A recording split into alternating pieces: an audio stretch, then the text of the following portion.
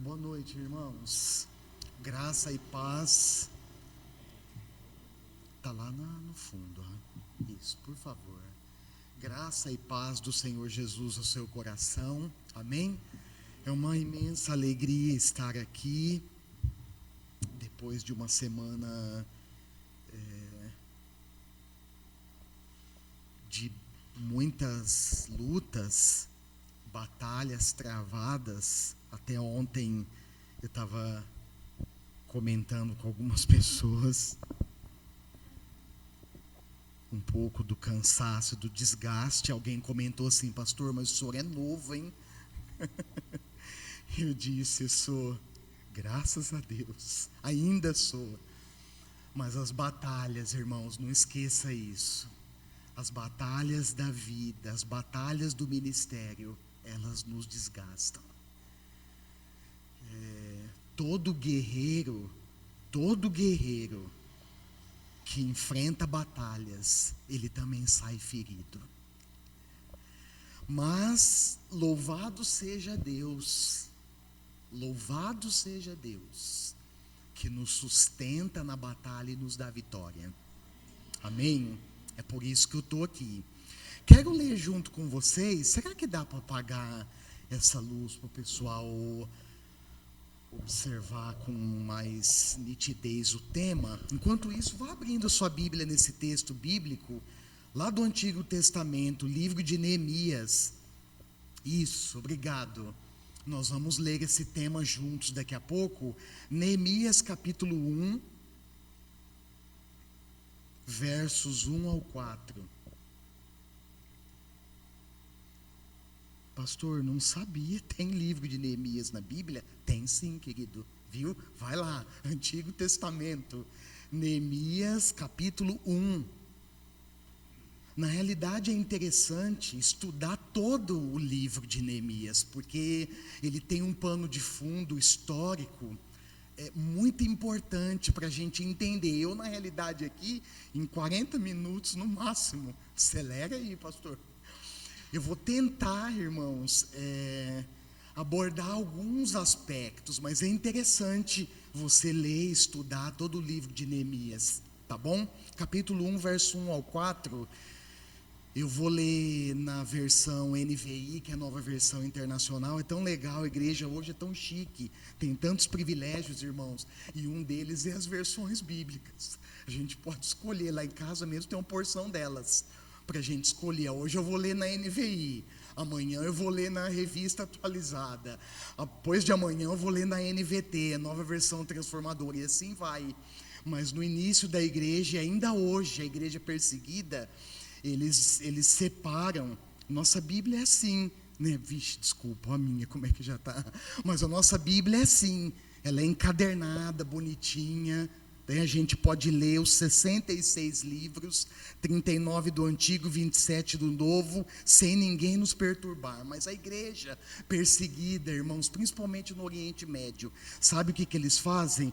Eles desencadernam a Bíblia e eles distribuem entre os irmãos. Olha, faz assim, João, essa semana você fica com o livro de Apocalipse, Maria, você fica com o Evangelho de Mateus, e assim vai. Por quê? Porque se eles forem, irmãos, pegos com a Bíblia, eles são presos e muitos são torturados e mortos.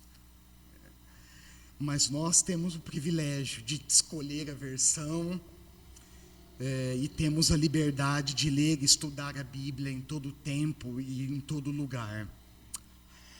Amém? Que nós não desperdicemos esse privilégio.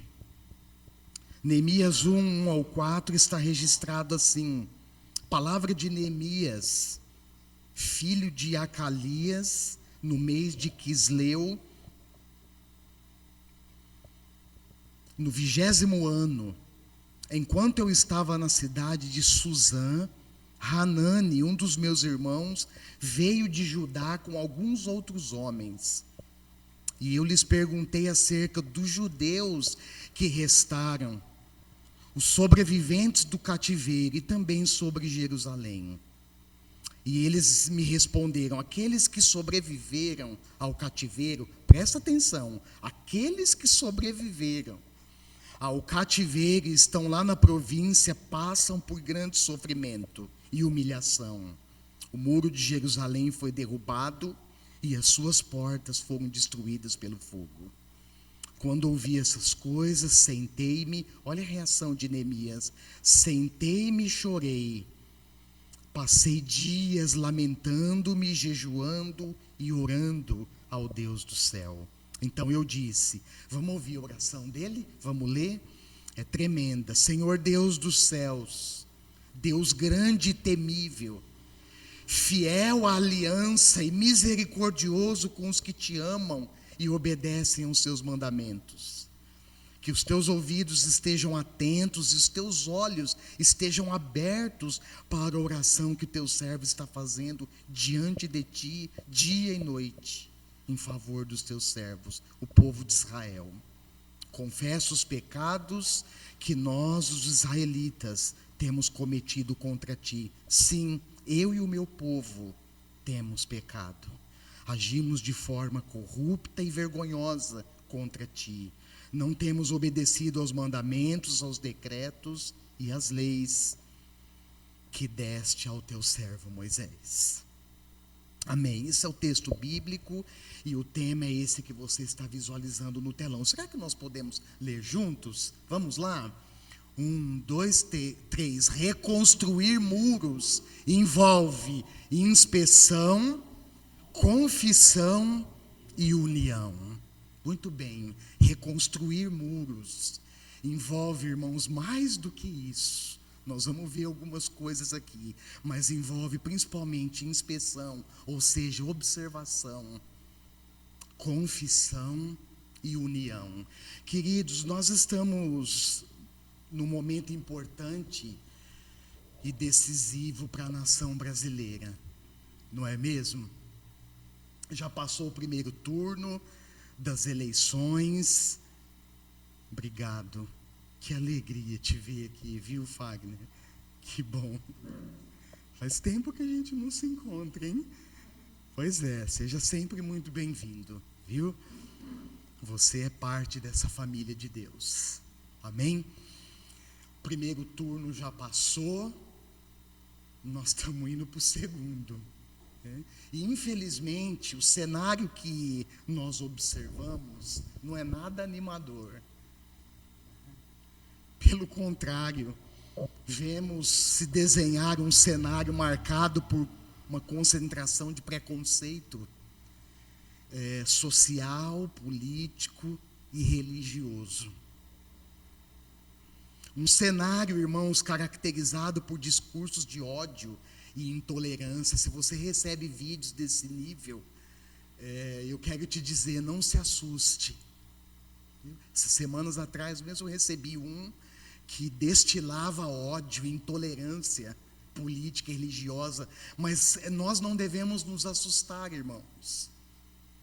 Porque a palavra de Deus nos adverte que nos últimos dias, Paulo escrevendo para Timóteo, lembra? Ele diz, olha, nos últimos dias os homens serão assim. Eles serão avarentos, eles serão presunçosos, eles odiarão uns aos outros. Então, quando nós ouvimos discursos de ódio, de intolerância, na realidade, irmãos, isso não deveria nos assustar.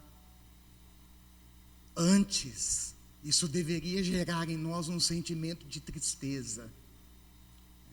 Porque, infelizmente, nós vivemos numa sociedade doentia. O cidadão livre, por exemplo, eu anotei aqui, ele não tem direito de se expressar com liberdade. Você já percebeu isso? Muitas vezes, irmãos e irmãs, nós somos reféns do que nós pensamos. O cidadão livre, isso se inclui você, eu e todos nós, não tem direito de expressar com liberdade as suas ideias. Especialmente quando essas ideias, grave isso, elas são guiadas por seus princípios e valores. Muitos são reféns da frágil e confusa sociedade que eles mesmos estão construindo e que nós mesmos, irmãos, estamos construindo. Nós estamos perdendo o que para mim é um elemento, particularmente um elemento essencial para o bom desenvolvimento de uma sociedade. Nós estamos perdendo a capacidade de dialogar, de conversar, de desenvolver conversas saudáveis, respeitosas, que nos permite, irmãos, sonhar com um mundo mais saudável, uma sociedade mais equilibrada, mais justa. E, acima de tudo, orientada e alicerçada nos princípios imutáveis, irrevogáveis e inegociáveis da palavra de Deus.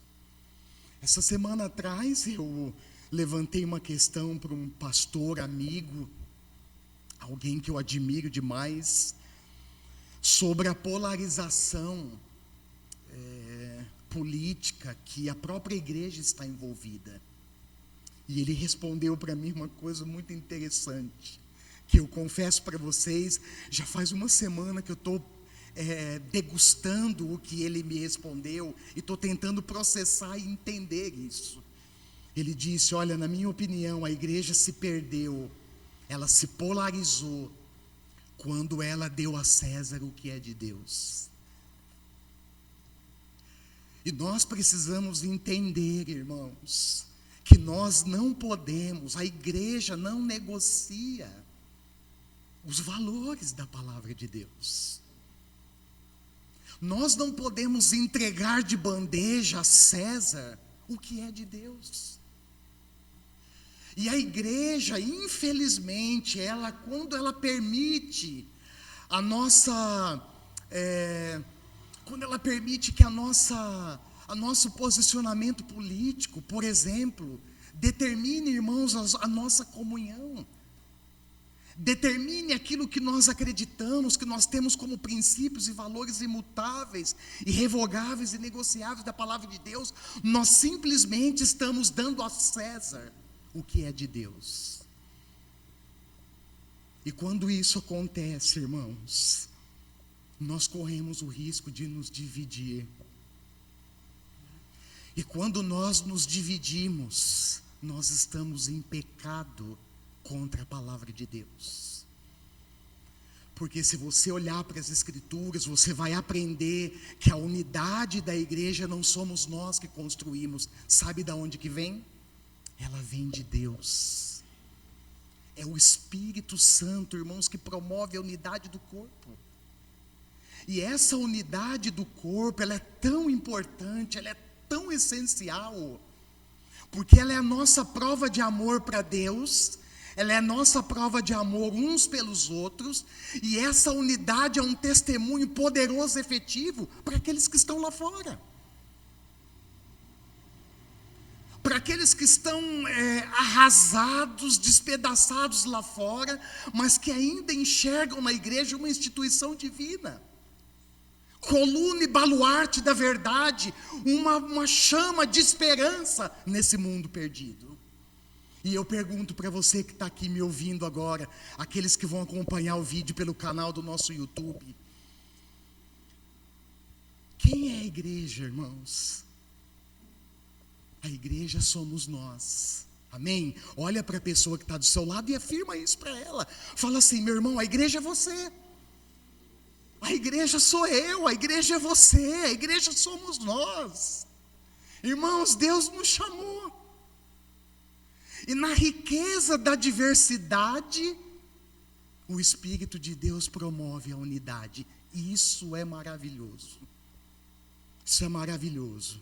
Mas quando nós damos a César o que é de Deus, nós estamos abrindo mão de valores preciosos e de princípios preciosos que Deus nos deixou. A igreja, irmãos, não pode se intimidar,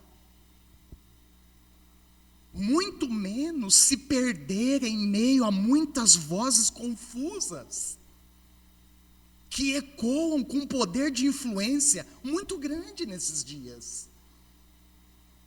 Com o advento aí da tecnologia da informação, o TI da vida aí, os TI da vida, irmãos, a quantidade de informações que circulam, que chegam para nós, é assim, algo impressionante. É algo impressionante.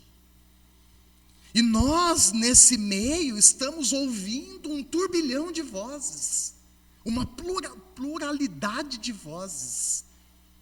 Mas eu quero dizer para vocês que nós devemos reter as vozes saudáveis. Eu quero dizer para vocês que a única voz que continua influenciando a igreja, sabe de quem que é?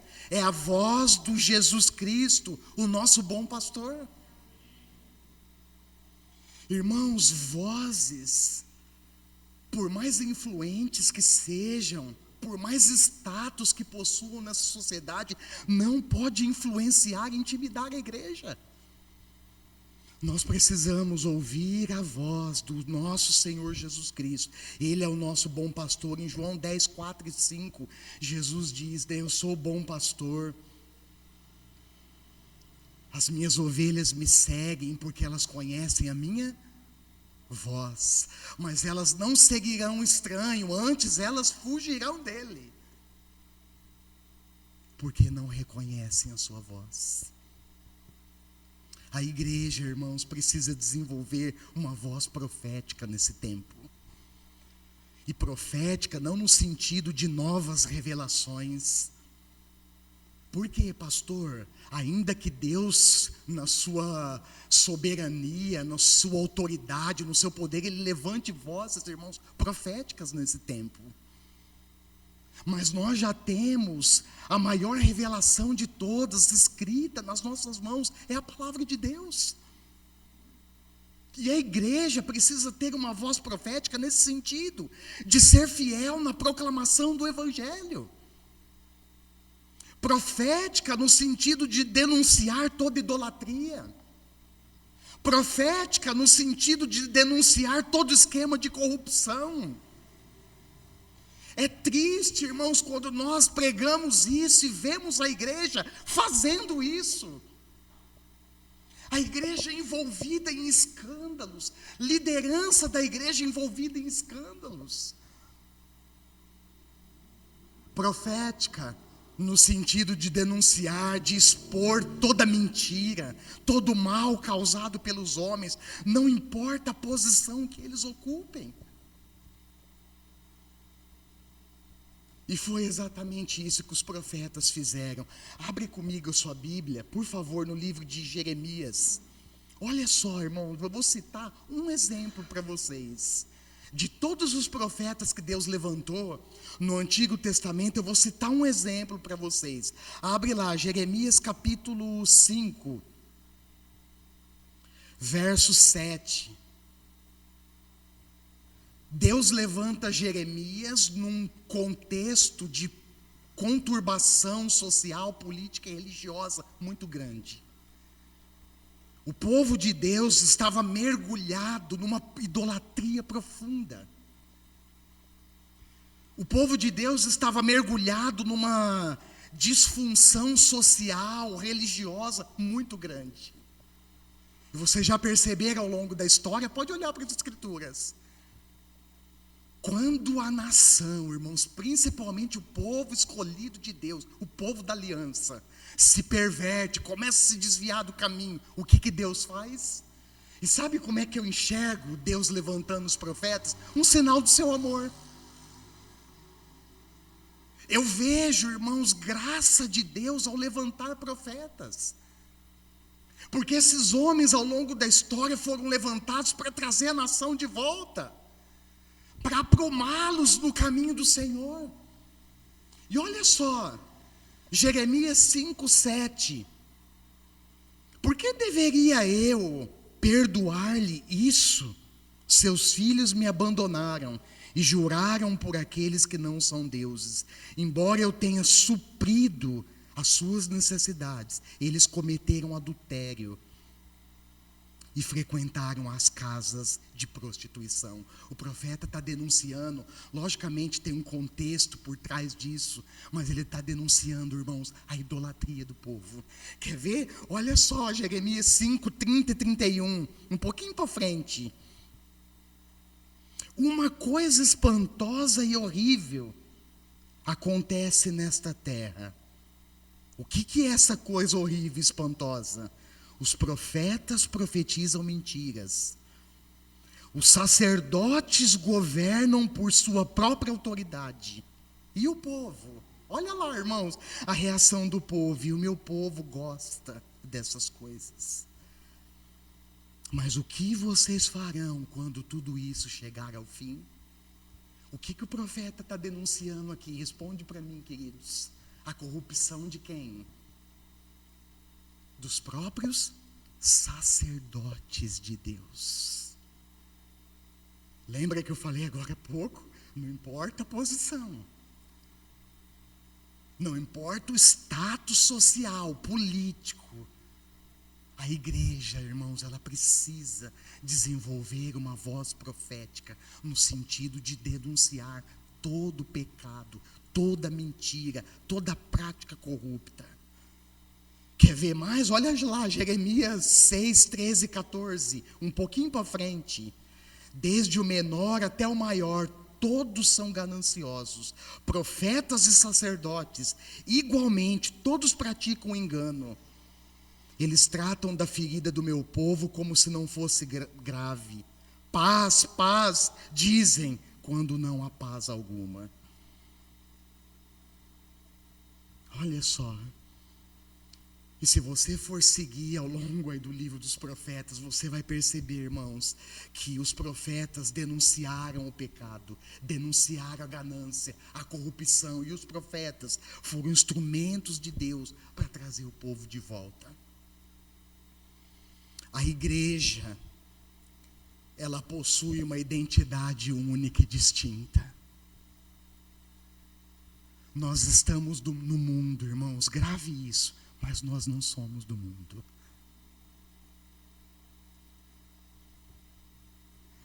Por quê, pastor? O que a Bíblia ensina? Eu vou citar para vocês aqui um texto que para mim é assim, encorajador. É um norte. É para me manter, sabe, antenado. Olha, quem é você? Quem eu sou? Quem é a igreja de Jesus Cristo nesse mundo? E quem enfatizou essa realidade, sabe quem foi? Foi o Senhor Jesus. Lá no Sermão do Monte, abre a sua Bíblia. Ei, quem não abriu a Bíblia essa semana, hein, pastor? Está abrindo hoje. Vai lá, Mateus 5. Olha só, versos 13 ao 16, Sermão do Monte. Jesus dirige os seus ensinos para a multidão, certo? Ensinos de cunho moral, ético, espiritual. Mas nesse momento, irmãos, ele dirige a palavra para os seus discípulos. Olha o que Jesus diz, presta atenção. Olha os elementos que ele usa ali, Mateus 5, 13 ao 16. Vocês são o sal da terra. Psiu. Olha para mim, olha para mim. Você é sal da terra? Você é sal da terra? Vocês são sal da terra. Mas se o sal perder o seu sabor, como restaurá-lo? Irmãos, preste atenção numa coisa. Pare e abre um parênteses aqui. O sal naquele tempo era usado para conservar alimentos, para dar sabor nos alimentos, tá certo? Isso é diferente do nosso tempo? Não. Nós ainda usamos o sal para dar sabor nos alimentos, certo? Para conservar alimentos. E o sal, ele também era usado naquele tempo como contenção de pragas. Nós conhecemos aqui no Brasil como tiririca, né? Cresce aquele monte de praga no jardim, a mulherada que diga, né, que tem rosa do deserto, os vasinhos, tudo bonitinho, plantadinho, começa a crescer praga lá, você já quer arrancar fora. E eles usavam o sal, irmãos, para matar essas pragas. Só que se o sal perdesse o sabor, sabe para que ele servia? Não servia para mais nada, nem para matar tiririca. Olha só o que Jesus está dizendo para os discípulos: vocês são sal da terra. Mas preste atenção, se o sal perder o seu sabor, como restaurá-lo? Não é possível restaurar sal. Não servirá para nada, exceto para ser jogado fora e pisado pelos homens. Vocês são a luz do mundo. Não se pode esconder uma cidade construída sobre um monte, e também ninguém acende uma candeia e a coloca debaixo de uma vasilha. Ao contrário, coloca num lugar apropriado e assim ilumina a todos os que estão na casa. Então ele fecha, assim brilha a luz de vocês diante dos homens, para que vejam as suas boas obras e glorifiquem o Pai de vocês que está nos céus. Irmãos, nós somos a igreja. Sabe o que eu vejo aqui nas palavras do Senhor Jesus? Ele dirigindo, ele atribuindo à igreja uma identidade única, uma identidade distinta. Nós estamos no mundo, nós vivemos nesse mundo, mas nós não somos desse mundo, irmãos. Nós não podemos nos deixar corromper por esse mundo. Nós não podemos nos deixar levar pelas ações pecaminosas desse mundo. Nós não podemos permitir que as trevas nos influenciem. Pelo contrário, nós influenciamos as trevas. Nós iluminamos na escuridão, afinal, nós somos luz do mundo.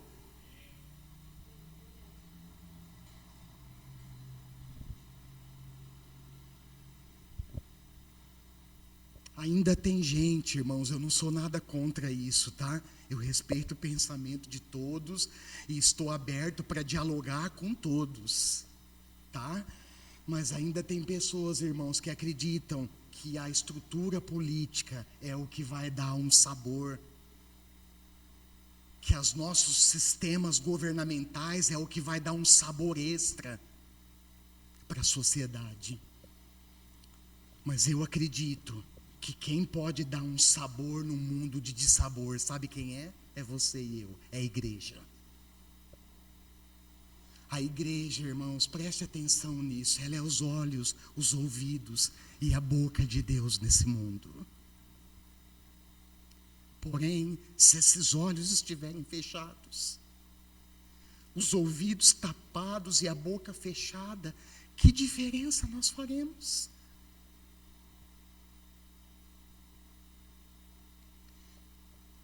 Eu fico pensando, irmãos,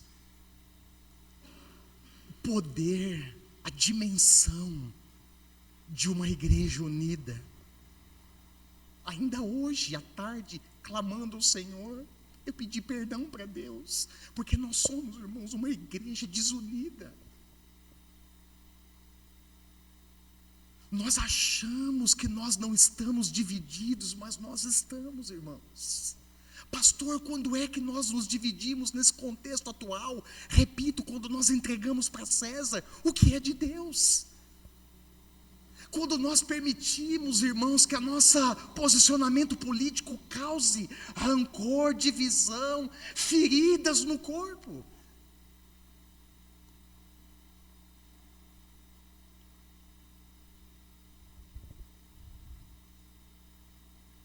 A mudança que todos nós queremos, eu não sei se você quer mudança. Eu quero, irmãos. E a mudança que eu quero, ela começa, sabe com quem? Ela começa comigo, ela começa em mim. Irmãos, tantas coisas que Deus está mudando na minha vida. Querido, quanta coisa, querida, amada, quantas coisas Deus quer mudar na sua vida. A mudança que queremos começa conosco, irmãos. A restauração do mundo começa com a restauração da igreja. Porque se tem alguém que pode iluminar o mundo na escuridão, é a igreja de Jesus Cristo. Se tem alguém, irmãos, que pode dar sabor a um mundo desconfigurado, a um mundo sem sabor, a um mundo sem graça, é a igreja de Jesus Cristo. No Antigo Testamento, nós lemos aqui, esse registro de Neemias é um registro histórico e envolve a nação israelita, num período conhecido como pós-exílio. O que foi isso, pastor? Após a deportação dos judeus para o cativeiro babilônico. Lembra? Eles ficaram lá, irmãos, durante 70 anos. E o profeta que anteviu esse cativeiro babilônico, sabe quem foi? Jeremias. Mas Jeremias falava, irmãos, para um povo surdo. Jeremias pregava, anunciava a mensagem de Deus para um povo com o coração duro. Um povo pervertido, mergulhado na idolatria, na corrupção. Você vê que os próprios sacerdotes, os profetas, profetizavam mentiras. E então Jeremias é levantado no cenário, ele antevê esse cativeiro babilônico, ele antevê o declínio de um império, irmãos, monstruoso, conhecido como Império Assírio. Ele antevê o declínio desse império e a ascensão do Império Babilônico. Se você continuar lendo o livro de Jeremias, aqui não dá tempo, desculpa eu, mas se você for ler, você vai ver que ele antevê esse cativeiro. E quando ele antevê esse cativeiro, porque um profeta de Deus, irmãos, é aquele que ouve do Senhor e anuncia. O que o povo não enxerga, o profeta de Deus está enxergando. O que o povo não ouve, um profeta de Deus sincero e genuíno está ouvindo. E ele anuncia, mas o coração do povo, irmãos, está endurecido. E por causa da desobediência, da dureza do coração, Deus levanta o Império Babilônico. O povo é deportado para lá, fica 70 anos. E por causa disso agrava ainda mais a idolatria, porque o povo babilônico era um povo pagão. Os caldeus adoravam deuses pagãos. E Israel, inserido nesse contexto, acaba cultuando, agravando ainda mais a questão da idolatria. Olha só, a cidade de Jerusalém, o seu esplendoroso templo, primeiramente construído pelo rei Salomão, lembra? Foi destruído, irmãos. O que o povo tinha como um símbolo religioso, um símbolo político e cultural poderoso, se transformou em pedras e ruínas. Só sobrou o muro, que depois precisou ser reconstruído por Neemias. E esse muro está lá até hoje. Quem sabe um dia, irmãos, nunca fui para Jerusalém. Às vezes sonhando no mundo da lua, eu falo para a Patrícia, para minha esposa, falar, pá, quem sabe um dia. Mas ainda está lá o muro, irmãos, chamado ou conhecido como Muro das Lamentações. Os judeus ainda estão lá, de frente para o muro, fazendo as suas preces, aguardando o Messias prometido que veio, já foi para o céu e está voltando para buscar o seu povo. Neemias, irmãos, aparece no cenário. Quem era Neemias, pastor? Ele era copeiro do rei Artaxerxes, que era um rei persa. E quando, irmãos, Neemias recebe notícias daqueles que tinham voltado do exílio babilônico, o texto diz que ele fica profundamente entristecido. Verso 4 diz que ele chora, ele passa dias lamentando, jejuando e orando a Deus. E quando nós estudamos, irmãos, essa narrativa bíblica, histórica, nós aprendemos lições valiosas para nós. Grave aí, o primeiro deles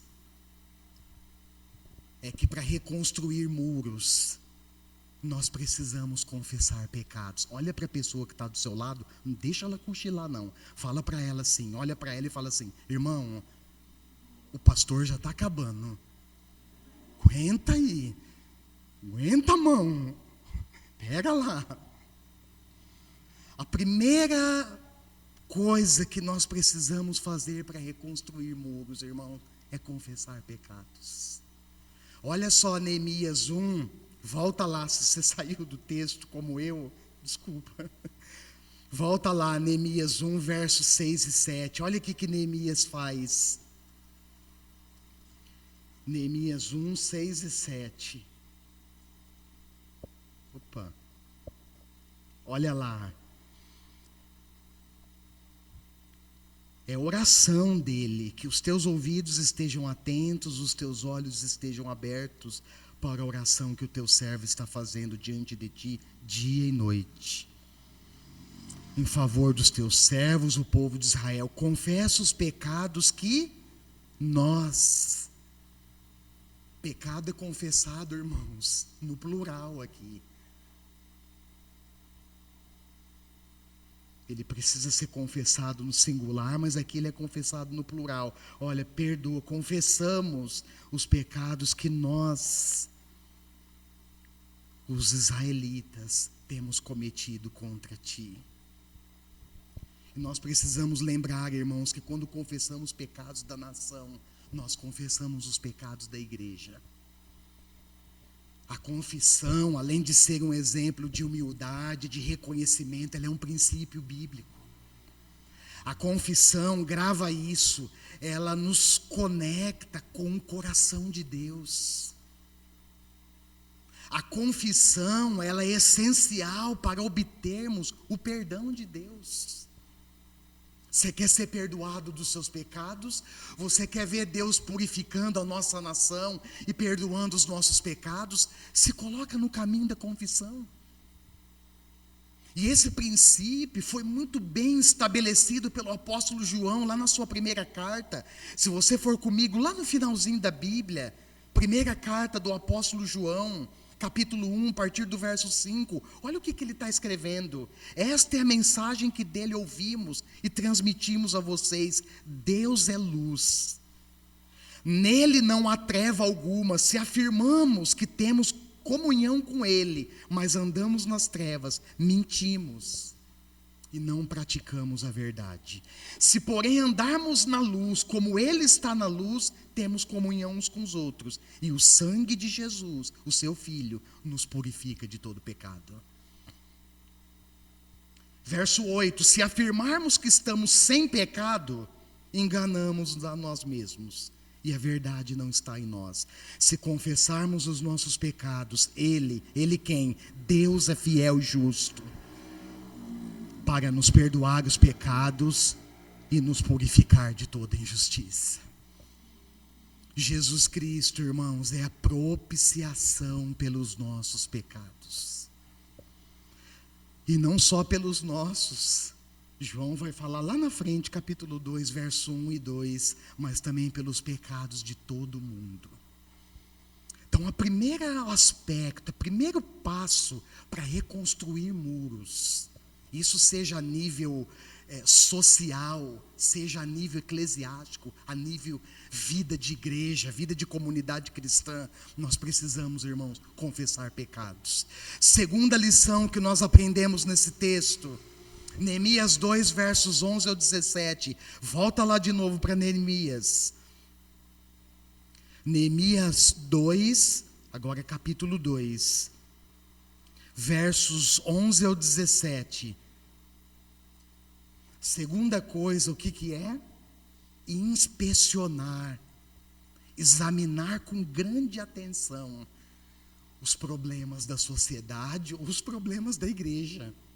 Olha só o que está escrito lá. Cheguei a Jerusalém e depois de 3 dias de permanência ali, saí de noite com alguns dos meus amigos. Eu não havia contado a ninguém que o meu Deus havia posto em meu coração que eu o fizesse por Jerusalém. Não levava nenhum outro animal além daquele que eu estava montado. De noite saí pela porta do vale, na direção da fonte do dragão e da porta do esterco, examinando o muro de Jerusalém que havia sido derrubado e as suas portas que haviam sido destruídas pelo fogo. Neemias trabalhando. Verso 14. Fui até a porta da fonte do tanque do rei, mas ali não havia espaço para o meu animal passar. Por isso subi o vale ainda de noite, examinando o muro. Finalmente voltei e tornei a entrar pela porta do vale. Os oficiais não sabiam onde eu tinha ido ou o que eu estava fazendo, pois até então eu não tinha dito nada aos judeus, aos sacerdotes, aos nobres, aos oficiais e aos outros que iriam realizar a obra. Então eu lhes disse: vejam a situação terrível que estamos. Jerusalém está em ruínas e suas portas foram destruídas pelo fogo. O que Neemias faz, irmãos? Ele passa 3 dias examinando o muro. Preste atenção, irmão, se nós queremos reconstruir os muros a nível social ou eclesiástico, nós precisamos examinar as brechas. Nós precisamos examinar com atenção os muros. Nós precisamos examinar com atenção os problemas que nos cercam. E não só isso, somar esforços para minimizá-los. Inspeção e reconstrução é um trabalho que nós fazemos conjunto. Irmãos, entenda isso, ninguém faz nada sozinho. E aí eu elaborei uma equação simples aqui: foco, mais esforço e mais dedicação é igual a sabe o quê? A resultado. Foco, mais esforço e mais dedicação é igual a resultado. Se nós queremos, irmãos, ver uma igreja forte, e igreja forte é igual a uma sociedade forte. Igreja saudável, grave isso, é resultado de uma sociedade saudável. E se nós queremos ver isso, irmãos, nós precisamos inspecionar os muros. E a terceira lição que nós aprendemos, já estou caminhando para a conclusão, é que nós encontraremos oposição. Ainda que a nossa tarefa seja legítima, não esqueça isso. Ainda que a missão da igreja seja legítima, ainda que a missão da igreja seja apoiada pelas Escrituras, nós encontraremos oposição, irmãos. E aí eu levantei uma questão, ponto de interrogação: o que precisamos fazer? Qual é a nossa postura ao lidar com oposições? Primeira coisa, nós precisamos reparar as brechas que existem entre nós. E isso é tão importante, irmãos, porque quando nós reparamos as brechas, grava isso, não esquece nunca mais, nós impedimos que os inimigos entrem e dominem o nosso espaço. Irmãos, como eu sofri e ainda sofro com brechas abertas na minha vida. Porque quando o inimigo vem, eu falei isso para o meu filho essa semana, ele vem para nos destruir. Não pense você, não se engane você, que o diabo vem para te dar uma rasteira e te deixar bambiando. Ele vem para te tirar de cena. Ele vem para arrasar a boca do balão, entende? E o que nós precisamos fazer como igreja, pastor? Reparar as brechas. Assim o inimigo não tem acesso à nossa vida, irmãos. E o que são brechas? Brechas podem ser caracterizadas com áreas de fraquezas. Brechas podem ser caracterizadas com áreas vulneráveis da nossa vida, que dão abertura para o inimigo entrar e destruir. Entenda uma coisa, querido, querida, nós não podemos brincar de sermos crentes. Ou nós somos ou nós não somos. Ou nós levamos Deus e a conversão a sério, ou nós não levamos. E eu lanço uma pergunta para você, à luz do seu coração aí, para você pensar. Você já aprendeu a identificar essas áreas na sua vida?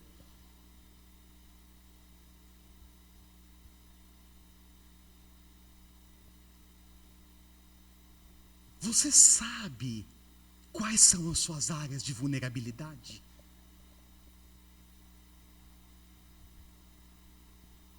Esses dias, irmãos, compartilhei na sexta-feira aqui, com alguns irmãos que estavam aqui comigo. Esses dias, irmãos, eu tenho sido frequentemente atacado. E o diabo, pensa no inimigo astuto. Não quero dar ênfase para ele, quero dar ênfase para Jesus. Amém? Mas é importante falar como ele age, irmãos, para a gente saber como ele é astuto, irmãos. Ele não vai naquelas áreas que nós estamos preparados, que nós estamos reconstruindo. Ele vai nas áreas de fraqueza. E esses dias eu tenho sido atacado, o inimigo tem tentado me atacar num ponto fraco que eu tenho. E eu tenho me colocado diante do Senhor e tenho procurado constantemente reparar essas brechas.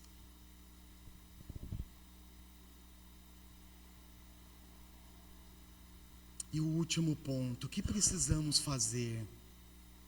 Nos mantermos unidos no nosso trabalho. Amém? Você quer ver a igreja crescer, irmão? Você quer ver a igreja se transformando? Você quer ver a igreja unida? Você quer ver a igreja prosperando? Quer? Sim ou não?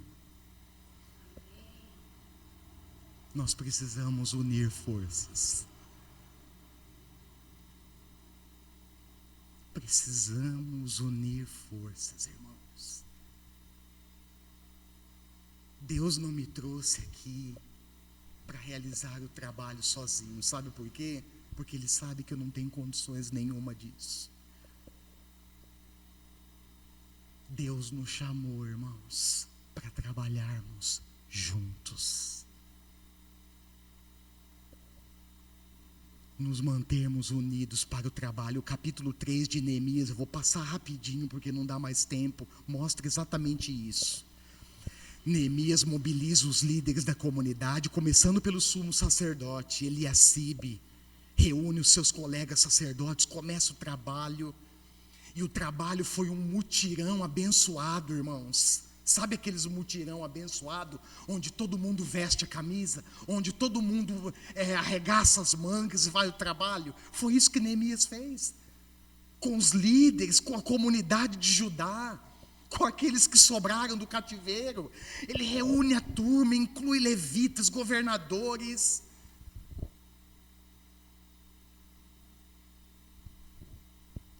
E começam a reconstrução do templo, a reconstrução, dos muros. E eu não vou citar aqui, mas você pode ver lá que quando os opositores vêm, eles começam a zombar de Neemias e do povo. E eu quero fechar, irmãos, dizendo algumas coisas. Primeiro, nós não podemos recuar. Olha para a pessoa que está do seu lado, fala para ela, não recue, avance. Não recue, avance.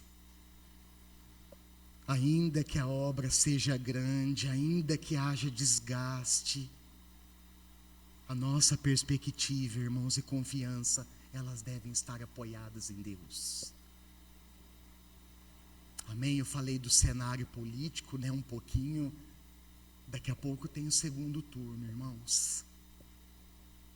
Independente de quem estará lá, a minha esperança, a minha confiança estará no Senhor.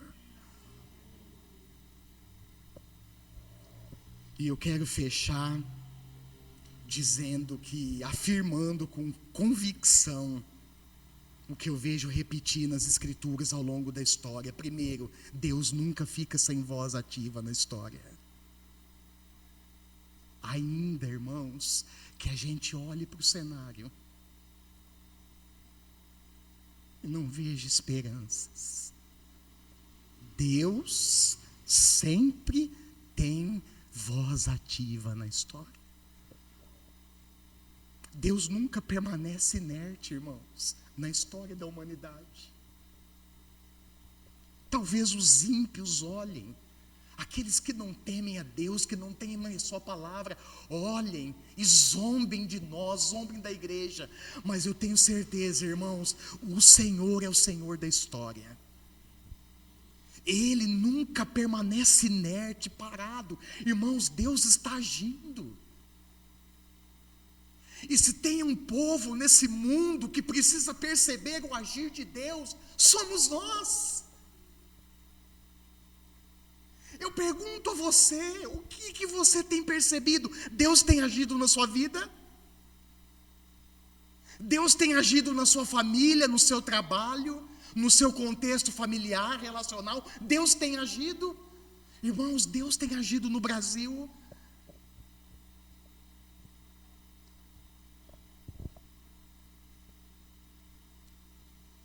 E eu também digo para vocês que é Deus que levanta reis, governantes e líderes para servirem de acordo com o seu propósito. É Deus. Esdras e Neemias foram personagens importantíssimos, instrumentos de Deus, nas mãos de Deus para reconstruir Jerusalém, realizar reformas políticas, sociais. Mas também, irmãos, eles foram chamados por Deus para trazer o povo de volta a uma obediência renovada à palavra de Deus. Hoje nós somos chamados a uma obediência renovada à palavra de Deus. Há uma nova consciência do poder da oração. A oração, irmãos, nos conecta em comunhão com Deus. A oração move a mão do Senhor, é ação divina. Mas se nós não orarmos, irmãos, e se nós não orarmos, o que eu vejo no livro de Neemias são as duas coisas trabalhando em conjunto: o poder de Deus, a ação divina, e a ação do homem, para reconstruir e transformar uma nação. Neemias representou muito mais do que um construtor de muros em ruínas. Talvez tenha gente que olha para o livro de Neemias e pensa, ele foi só um reconstrutor de muros, levantou umas pedrinhas lá e tá bom. Não, irmãos, Deus usou a vida dele para reconstruir, grava isso, a coragem, a confiança de uma nação que estava desacreditada e humilhada. Você já pensou você passar 70 anos no cativeiro, misturado com um povo pagão, mergulhado na idolatria, na escravidão? Deus usa Neemias, irmãos, para reconstruir a coragem do povo, a confiança. Deus usou sua vida para reconstruir a união, a unidade do povo. E hoje, pastor, Deus está levantando homens e mulheres corajosos, íntegros e fiéis para agir de acordo com o seu propósito. Deus tem convocado a sua igreja para atuar e influenciar o mundo. Feche os seus olhos. Eu não sei onde você está, onde você quer chegar.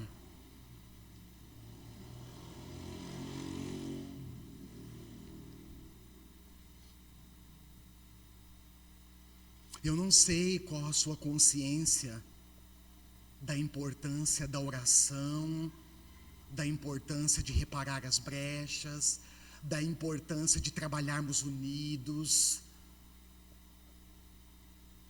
de sermos voz profética nesse mundo. Eu não sei qual a sua consciência, irmão, irmã, em relação a isso, mas a palavra de Deus nos convoca essa noite a assumirmos essa postura.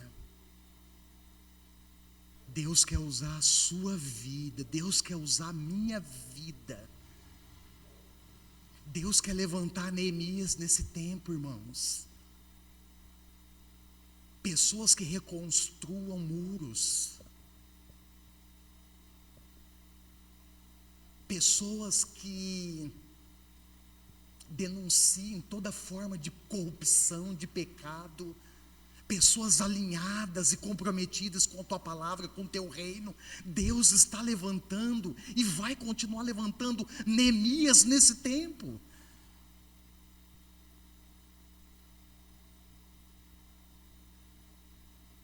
Deus está emitindo, grava isso que você vai ouvir agora, uma convocação para o seu povo. Deus está emitindo uma convocação direta àqueles que são remanescentes, ou seja, aqueles que estão vivendo hoje num cativeiro.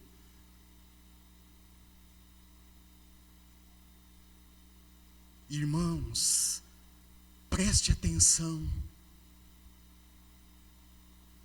Nós anunciamos, nós nos proclamamos uma nação democrática e livre, mas nós somos uma nação ainda escravizada. E Deus quer nos libertar, Deus quer usar a sua e a minha vida para denunciar estruturas mentirosas, corruptas. Deus está levantando Neemias nesse tempo, para reconstruir os muros. Gente que se coloca na brecha da oração, gente que intercede pela nação, gente que trabalha em conjunto com o pastor, com a liderança da igreja. Deus está levantando e convocando remanescentes nesse tempo.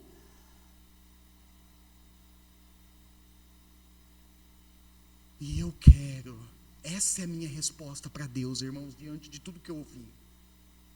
Eu quero fazer parte desse remanescente de Deus. Ore ao Senhor. Pai, obrigado por essa noite. Espírito Santo, muito obrigado porque o Senhor encorajou o meu coração nessa noite. Obrigado porque a tua palavra, ela veio assim, particularmente, ela veio como uma flecha no meu coração, para incendiar o meu coração, no bom sentido, de me voltar para o Senhor, de me voltar para a sua palavra e assumir um compromisso verdadeiro com ela, de reparar as brechas abertas na minha vida, de não permitir que o inimigo invada e ganhe espaço, me tirando de cena.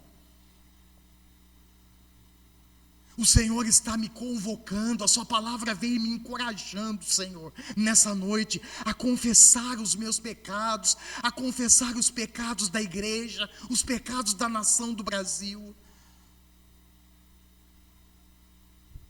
A sua palavra me encorajou, ó Deus, me encorajou.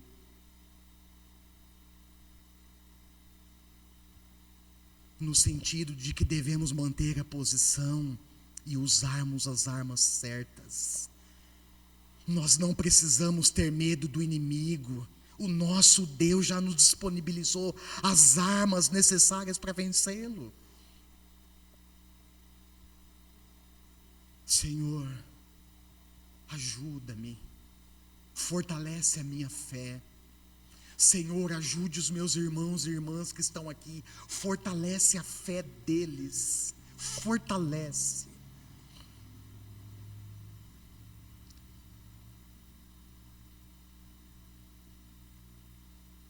De maneira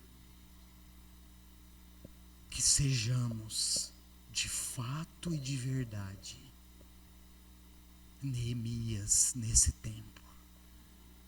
Homens e mulheres levantados pelo Senhor para fazer diferença nessa nação. Rogamos pela igreja que ela não dê a César o que é de Deus, mas que ela se mantenha numa postura firme e íntegra, numa fé inabalável e verdadeira. Rogamos pela nação do Brasil, que vive um cenário político conturbado, e nós precisamos, eu clamo por isso, Senhor, nós precisamos da sua intervenção a favor da nação brasileira. Tenha compaixão e tenha misericórdia de nós. Oramos no nome do Senhor Jesus. Amém. Amém. Glória a Deus. Irmãos, eu quero fechar um abraço bem carinhoso para aqueles que posteriormente no nosso canal do YouTube terão acesso a essa mensagem. Que Deus te abençoe.